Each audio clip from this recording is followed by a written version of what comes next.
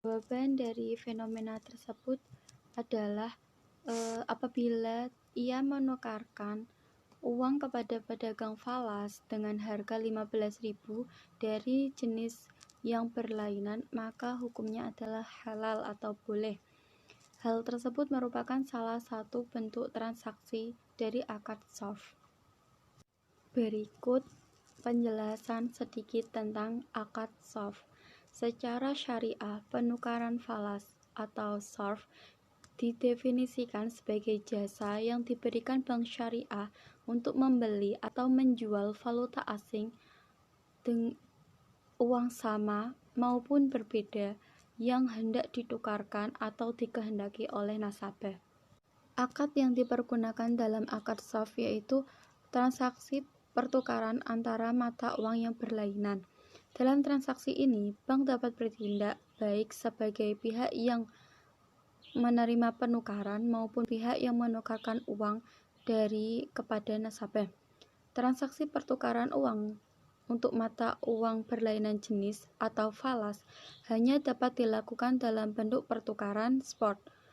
Dalam hal transaksi pertukaran, uang dilakukan terhadap mata uang yang berlainan jenis dalam kegiatan money change. Mata uang transaksi harus dilakukan secara tunai dengan nilai tukar kurs yang berlaku pada saat transaksi dilakukan. Tujuan dilakukan transaksi ini bagi bank adalah menyediakan mata uang yang dibutuhkan nasabah. Dengan demikian, bank mendapatkan keuntungan dari selisih kurs dalam hal penukaran mata uang yang berbeda. Akad sharf diatur dalam fatwa syariah, yaitu dalam Fatwa Dewan Syariah Nasional nomor 28/DSN MUI 3/2002 tentang jual beli mata uang.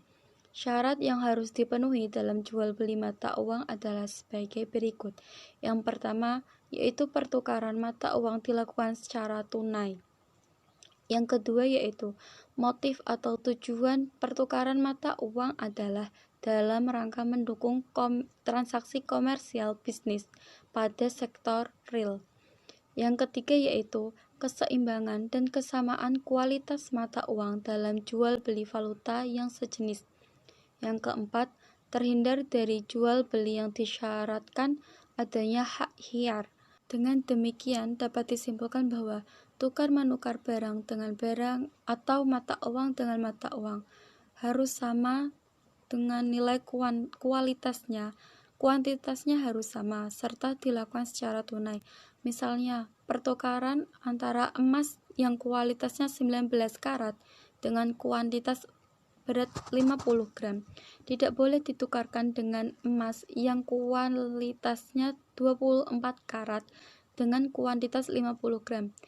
Dengan demikian juga dengan mata uang. Pertukaran mata uang apabila jenisnya berbeda dari segi nilai kualitas boleh dilakukan dengan kuantitas yang berbeda dengan syarat harus dilakukan secara tunai.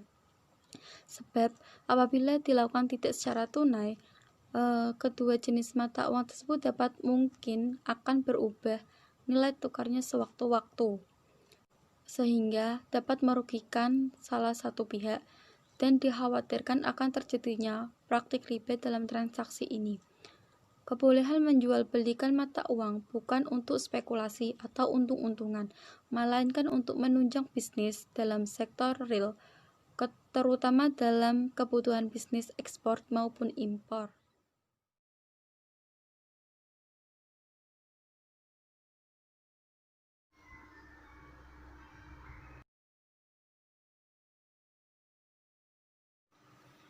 Kasus atau fenomena yang saya ambil ialah seputar jual beli mata uang rusak atau lusuh kepada pembeli mata uang rusak keliling. Praktik jual beli uang rusak atau lusuh merupakan bentuk kebutuhan masyarakat dengan fungsi uang itu sendiri sebagai alat tukar-menukar. Dengan adanya pertumbuhan penduduk menyebabkan kebutuhan pada sektor perekonomian bertambah. Hal tersebut membuat sebagian masyarakat menjadi berpikir kreatif untuk dapat memutar penghasilannya sehingga dapat mencukupi semua kebutuhan.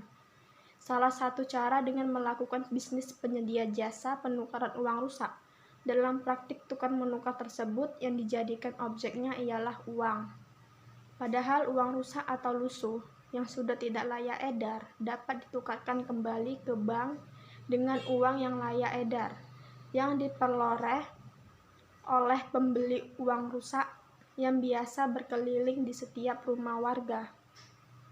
Adapun uang rusak yang dapat ditukarkan dengan uang yang layak, pembeli uang rusak memberikan patokan uang rusak dengan memenuhi kriterianya. Tidak semua uang rusak dapat ditukarkan, minimal masih terbaca angka nominal uangnya, masih lengkap nomor seri, dan jika uang terpotong masih ada bagian potongannya. Namun, dalam setiap penukarannya mendapat penggantian setengah harga dari yang diberikan. Misal, penukaran uang Rp10.000 mendapat ganti dengan uang Rp5.000. Dari hal di atas, ada sebagian warga yang memiliki uang lusuh atau lecek, enggan untuk menukarkannya karena dirasa masih memiliki nilai jual jika digunakan untuk berbelanja di pasar. Tetapi, ada sebagian warga yang menukarkan uang rusak atau lecek miliknya dikarenakan banyak orang yang tidak mau menerimanya. Akan tetapi, sebagian warga tidak mengetahui tentang jual beli uang rusak atau lusuh itu sebenarnya mengandung unsur riba, karena jika mereka menjual uang rusak atau lusuh miliknya kepada pembeli uang rusak, mereka hanya menerima sebagian dari uang yang mereka jual terhadap pembeli uang rusak tersebut. Misal, jual uang rusak yang bernilai Rp20.000, mereka hanya menerima setengahnya saja, sebesar Rp10.000. Sedangkan jika mereka menukarkan uang rusak atau lusuh miliknya ke bank, maka mereka akan menerima seutuhnya, sesuai nominal uang yang ditukarkan dan tanpa ada mengandung unsur riba di dalamnya. Akan tetapi, kenapa dikatakan riba? Karena pembeli uang rusak di awal tidak memberitahu kepada penjual uang rusak setengah dari penukarannya itu ditujukan untuk apa. Apakah dituju untuk jasa si pembeli uang rusak yang telah berkeliling untuk mendapatkan uang, atau sebagai pemberian jasa penukaran uang rusak tersebut ke bank? Kurangnya informasi dan pengetahuan tentang uang rusak bisa ditukarkan di bank juga menjadi alasan masyarakat lebih memilih menukarkannya ke pembeli uang rusak, meskipun harus mendapat pengembalian setengah harga dari nominal uang tersebut, karena tidak adanya pilihan lain selain ditukarkan kepada pembeli uang rusak. Ketidaktahuan masyarakat tentang hukum-hukum jual beli Islam menjadikan mereka tidak tahu akan ketentuan yang dibolehkan dalam jual beli antar uang yang sesuai syariat. Islam membolehkan jual beli mata uang atau al-sarf, asalkan nilainya sama dan dilakukan secara tunai. Jika dilakukan atas barang sejenis, maka harus seimbang, sekalipun keduanya berbeda kualitas atau model cetaknya. Adapun jawaban saya terkait akad al-sarf dalam kasus tersebut, di mana aspek penting dalam jual beli ialah adanya unsur keuntungan yang diperoleh oleh kedua belah pihak. Keuntungan tersebut tidak hanya dinilai dari aspek materi saja, melainkan juga dalam aspek kepuasan. Objek yang diperjualbelikan juga bermacam-macam. Ada yang menjadikan barang sebagai dagangan dan ada juga yang menjadikan jasa sebagai barang dagangan. Al-sarf secara istilah adalah jual beli antara barang sejenis atau barang tidak sejenis secara tunai, seperti emas dengan emas, perak dengan perak, emas dengan perak, maupun mata uang yang sejenis atau tidak sejenis.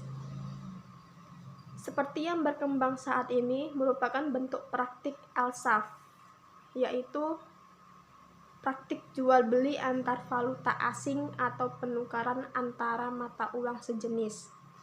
Berdasarkan penjelasan Al-Saf tadi, praktik jual beli uang rusak sekilas termasuk kategori dalam konsep jual beli. Karena hal ini disebabkan oleh adanya penjual dan pembeli objek, yaitu adanya pemindahan kepemilikan dan akad. Selain itu, dalam konteks rukun jual beli, Al-Saf praktik tersebut secara garis besar telah memenuhi rukunnya, yaitu penjual dan pembeli, objek, dan akad. Namun, praktik jual beli mata uang rusak atau lusuh antara uang dengan uang, yaitu uang rusak dengan uang normal atau layak edar, dari segi kualitasnya yang berbeda dan ilatnya sebagai alat pembayaran yang sah, sehingga jika dilihat dari hukum Islam mengenai jual beli mata uang atau al-saf, jual beli seperti ini tidak memenuhi syarat dari sahnya jual beli al-saf, yaitu ketidakseimbangan nilai tukar nominal di dalamnya, sehingga transaksi ini mengandung unsur riba. Oleh karena itu, pertukaran barang sejenis dalam mata uang atau bahan makanan pokok harus dilakukan dengan seimbang dan senilai untuk menghindari adanya riba di dalamnya. Dengan mengambil jurnal dengan judul Jual Beli Mata Uang Rusak dalam Perspektif Hukum Islam dalam studi di Desa Ratnadaya, Ranman Utara, Kabupaten Lampung Timur, yang diterbitkan oleh Fajar Isnaini, di mana hal ini sama terjadi tempat saya di Desa Sari Gajah dengan berkeliling menggunakan sepeda motor untuk menukarkan uang rusak dengan uang yang layak edar.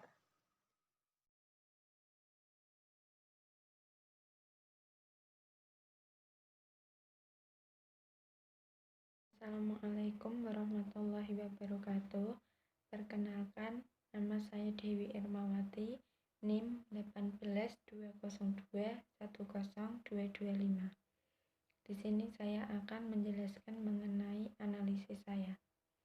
Nah, telah dijelaskan di teks sebelumnya bahwa dalam kehidupan sehari-hari kita sering menemui kasus penukaran mata uang di bank-bank. Misalnya yaitu Dila menukarkan mata uang won ke mata uang rupiah.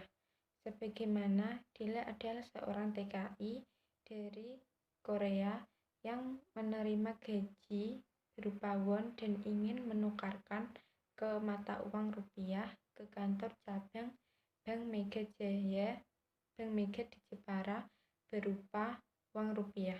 Dalam kasus ini, apa akad yang digunakan? Nah, setelah saya analisis, akad yang terjadi dalam kasus penukaran mata uang won ke mata uang rupiah tersebut adalah menggunakan akad sorf. Sebagaimana terdapat penjual, pembeli, mata uang yang diperjualbelikan, nilai tukar, dan ijab kabul. Kasus di atas dalam melakukan pencatatan transaksi mata uang asing menggunakan metode lebih dari satu jenis mata uang yang memiliki karakteristik tidak diperlukan pencatatan saldo rekening dalam valuta asing secara extra-contable dan penjurnalan menggunakan akun rekening perantara dan neraca dapat diterbitkan dalam setiap mata uang asing asal yang digunakan. Dari kegiatan transaksi internasional memerlukan transfer dan konversi mata uang dari suatu negara lain. Hal ini disebabkan karena di setiap negara memiliki wewenang yang berbeda untuk menentukan mata uang yang digunakan dan nilai kursnya masing-masing. Contohnya yaitu konversi antara mata uang won ke rupiah yang sangat dibutuhkan. Hal ini akan mendorong terjadinya penawaran dan permintaan akan valuta asing yang pada gilirannya akan melahirkan transaksi atau jual beli valuta asing. Dalam transaksi valuta asing akan selalu tergantung pada nilai kurs mata uang suatu negara serta dapat berubah-ubah sewaktu-waktu yang sesuai dengan keadaan perekonomian di negara tersebut. Adanya fluktuasi nilai kurs dan kebutuhan akan konversi mata uang tersebut justru akan menarik pihak-pihak yang berkepentingan seperti investor, eksportir, importir, dan spekulan untuk melakukan transaksi ini. Dalam konteks hukum di Indonesia, hal ini telah diatur oleh pemerintah dalam bentuk Peraturan Bank Indonesia atau PBI yang tertera pada nomor 6 tahun 2004 tentang bank umum yang berkegiatan usahanya berdasarkan prinsip syariah yang tertuang dalam pasal 37 ayat 1.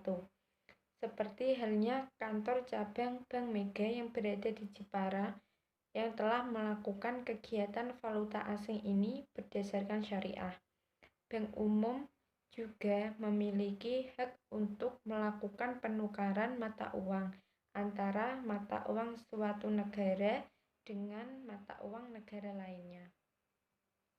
Nah, aktivitas perdagangan valuta asing ini harus terbebas dari unsur riba, maisir, dan gharar. Dalam pelaksanaannya, harus memperhatikan beberapa batasan-batasannya. Yang pertama, penukaran tersebut harus dilakukan secara tunai. Yang kedua, motif pertukaran adalah untuk kegiatan bisnis sektor real.